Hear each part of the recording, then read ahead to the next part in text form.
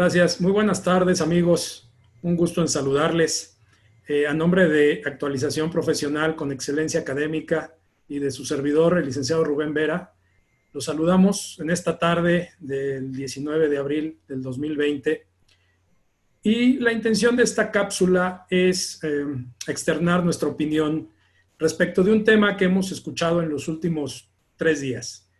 Y es que derivado de la emergencia sanitaria, ¿qué puede hacer un contribuyente con su ya muy inminente obligación de pagar los impuestos? Y en este sentido hemos escuchado reiteradamente la sugerencia de que se presente la declaración correspondiente del mes de marzo sin que se entere el impuesto a través del pago con la línea de captura.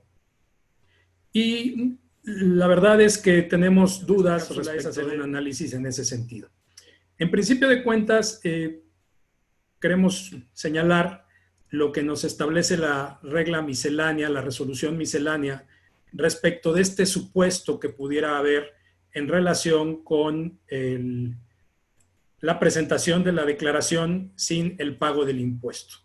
Y en este sentido, tenemos esta regla miscelánea, la 2851, que es del procedimiento para presentar declaraciones de pagos de impuestos provisionales o definitivos, así como derechos, que en su penúltimo párrafo nos dice: se considera que los contribuyentes han cumplido con la obligación de presentar los pagos provisionales, definitivos o del ejercicio en los términos de las disposiciones fiscales cuando hayan realizado su envío y, en su caso, hayan efectuado el pago en términos de lo señalado por la fracción 6 o el segundo párrafo de esta regla. Por lo tanto, esta regla lo que nos dice es que si enviamos la declaración y no la pagamos, no estaremos cumpliendo con la obligación de presentar los pagos provisionales en términos de las disposiciones fiscales. Y entonces, ¿esto qué implica? Por un lado, le dimos a conocer a la autoridad nuestras obligaciones, que si consideramos que se hicieron tal como lo establecen las disposiciones fiscales, pues bueno, estaremos dando conocimiento de esas obligaciones. Pero al no efectuar el pago, no estaremos cumpliendo en términos de las disposiciones fiscales. Por lo tanto, en términos de esta regla, consideramos que estaríamos en el mismo supuesto que no enviar la declaración. ¿Y esto por qué es importante? Porque precisamente el contraste que vamos a hacer de las implicaciones que tiene el presentar la declaración y no pagarla va a ser precisamente con el hecho de no presentar la declaración. Entonces, en el supuesto de que un contribuyente presente la declaración y no la pague, en términos de este penúltimo párrafo de la regla, estaría en el mismo escenario de un contribuyente que no presentó la declaración. Por lo tanto, en ambos casos estamos en incumplimiento. Ahora, este incumplimiento, ¿qué consecuencias administrativas puede tener?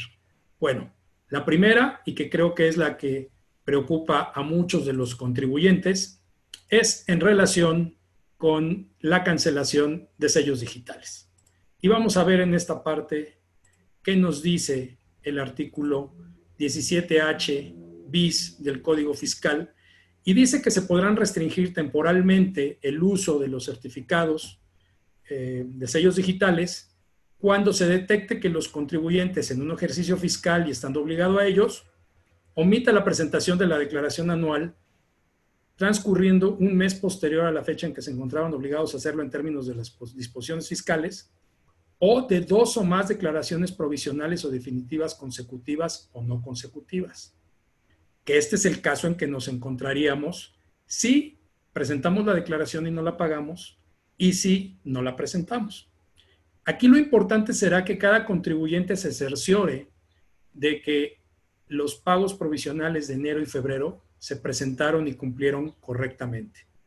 Porque si el de marzo lo presentan y no lo pagan o no lo presentan, podrían ya encuadrar en este supuesto para la restricción temporal de los sellos digitales, y entonces sí habría que agotar el procedimiento que establece el mismo artículo del Código Fiscal para hacer la aclaración respectiva, lo cual llevaría a que el contribuyente tuviera que pagar el pago provisional de este mes de marzo, que se tiene que enterar el día de mañana o en los próximos días de acuerdo al calendario. Por lo tanto, si no ha cumplido correctamente el contribuyente con el entero de los meses de enero y febrero, pues estará en un supuesto de un riesgo muy alto de que le restrinjan los certificados de sello digital. En cambio, si no está en ese supuesto, es decir, si cumplió correctamente con enero y febrero, puede tener el margen de que esta sería la primera declaración definitiva y provisional con la cual no cumpla y por lo tanto no le podrían restringir los certificados de sello digital. Ahora, en este escenario, ¿qué es lo que pasa en la práctica? ¿Qué es lo que hemos estado viendo también en la práctica? Que cuando un contribuyente no cumple, se le están enviando invitaciones para que cumpla con sus obligaciones fiscales. Pero resulta que hay dos tipos de invitaciones. ¿En qué sentido? Una, precisamente cuando la autoridad conoce la declaración que presentó el contribuyente y de la cual no enteró el pago correspondiente. En ese supuesto, hemos conocido el caso de varias personas morales que ahora el 31 de marzo presentaron su declaración anual y que por efectos, ya sea de que no tenían dinero o porque el portal bancario no les permitió hacer el pago, el día 1 de abril tenían ya una invitación de parte del SAT en donde les hacía el conocimiento el incumplimiento de la presentación de la declaración y les daba un plazo de 10 días para demostrar que habían cumplido o corregir su situación fiscal. Eso para aquellos contribuyentes que presentaron la declaración y no la pagaron. ¿Qué ha pasado con los contribuyentes que no han presentado la declaración? En esta parte, a muchos no les ha llegado la invitación. Y a quienes le ha llegado la invitación ha sido por correo electrónico, ¿sí? En donde se les invita a presentar la obligación omitida hasta ese momento. Entonces, estas invitaciones tienen un efecto distinto. En el primer caso, cuando se manda la declaración y no se cumple con el pago, la autoridad conoce el hecho y entonces invita al contribuyente a que cumpla y le da un plazo de 10 días. Además, esto se hace a través de buzón tributario, que es el medio de comunicación oficial entre el contribuyente y la autoridad. En cambio, el otro, cuando el contribuyente no ha presentado la declaración y se le invita a cumplir, es a través de un correo electrónico que tiene una informalidad infinitamente mayor en comparación con la otra situación, ¿sí? Entonces, ahí también el presentar la declaración y no pagarla tiene un aspecto mucho más formal respecto de la invitación que le hace la autoridad fiscal.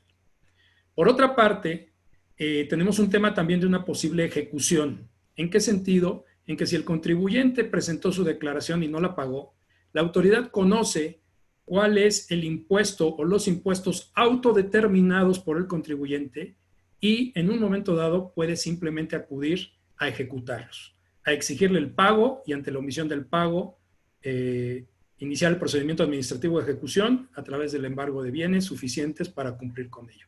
Lo cual en el otro caso no puede activarse puesto que no se ha presentado la declaración y la autoridad no conoce cuánto es el impuesto o los impuestos que ha dejado de enterar el contribuyente. Eso desde el punto de vista administrativo. Pasemos al ámbito penal, que hoy en día, con las reformas penales fiscales del año pasado, pues ha cobrado relevancia y es un aspecto que también siempre hay que considerar. En ninguno de los dos casos, es decir, cuando se presente la declaración y no se pague, o cuando no se presente, no se cae en el supuesto de la defraudación fiscal genérica, es decir, aquella en donde nos señalan que comete el delito de defraudación fiscal quien con uso de engaños o aprovechamiento de errores omita total o parcialmente el pago de alguna contribución. En este caso, como ya vimos, administrativamente, en ambas situaciones se tiene por no cumplida la obligación fiscal. Por lo tanto, no estamos engañando a la autoridad, simplemente estamos siendo omisos. Para que haya un engaño, tiene que haber una acción positiva de parte del contribuyente, ¿sí? Y en este caso no la hay una omisión. Donde hay una omisión de pago de impuestos, sí, pero no encuadramos en el supuesto penal que nos configura el artículo 108. Sin embargo, si nos vamos al artículo 109, que es la defraudación fiscal equiparada, sí la fracción 2 del 109 nos dice que quien omita enterar a las autoridades fiscales dentro de los plazos que establezca las cantidades que por concepto de contribuciones hubiera retenido o recaudado, será sancionado con las mismas penas del delito de defraudación fiscal. Por lo tanto, la recomendación es que si el contribuyente está en una situación económica muy difícil, haga un esfuerzo para enterar las contribuciones retenidas. ¿Sí? ¿Por qué? Porque eso sí encuadra perfectamente en el tipo penal. Puede haber la pregunta o el análisis respecto de qué tan posible puede ser que este riesgo de defraudación fiscal equiparada pueda pesar sobre el contribuyente. Bueno, recordemos que para esto primero tendría que la Secretaría de Hacienda denunciarlo al Ministerio Público, querellarse y además determinar la cuantía. Sin embargo, si hablamos de riesgos, es importante tener presente este punto. Por lo tanto, si no queremos correr un riesgo de tipo penal, la sugerencia, insisto, será enterar al menos las contribuciones retenidas para no tener esta situación. Respecto de las contribuciones propias, ya lo dijimos, en ninguno de los dos casos estaríamos cayendo en el tema de defraudación fiscal genérica, porque realmente no hay un engaño. Pensemos que el contribuyente, en un afán de buena voluntad, presenta su declaración tal y como debe de ser, pero no la paga, pues no está engañando a la autoridad fiscal, simplemente está omitiendo el pago, pero no hay un engaño como tal. Administrativamente, por supuesto que hay un incumplimiento, como ya lo dijimos, con sus distintas consecuencias. Pero en el tema de los impuestos retenidos, sí sería muy importante para evitar cualquier riesgo que se enteraran en la medida de lo posible. ¿De acuerdo? Entonces, en relación con este tema de las sugerencias que hemos escuchado en estos últimos días para este pago provisional inminente a partir del día de mañana, hemos evaluado qué puede implicar ambas situaciones y en este sentido, a título personal, en mi opinión, creo que es mejor no presentar la declaración en relación o comparado con presentarla y no pagar el impuesto correspondiente. En ambos casos, evidentemente, la sugerencia es corregir la situación fiscal a la brevedad posible. Sabemos que la situación económica derivada de esta emergencia sanitaria no se le vislumbra fácil en el corto plazo.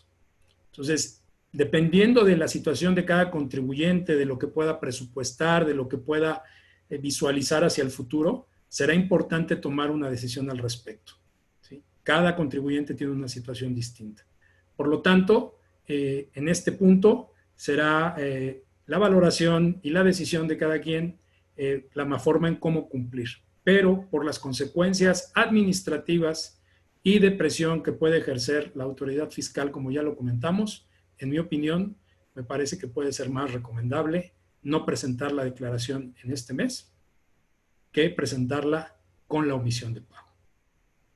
Pues bueno, estimados amigos, este punto lo dejamos a su consideración, a su análisis, y en relación con esto, precisamente el próximo viernes 24 de abril vamos a tener un curso a distancia en el que comentaremos precisamente los efectos laborales y fiscales de esta emergencia sanitaria dentro de lo que vamos a tocar este mismo tema. Espero que haya sido de su interés, que puedan tomar como punto de referencia lo expresado aquí y pues seguiremos compartiendo con ustedes en el futuro distintas cápsulas de orientación y de opinión para el análisis y tal vez también para la controversia. Muchas gracias. Buenas tardes.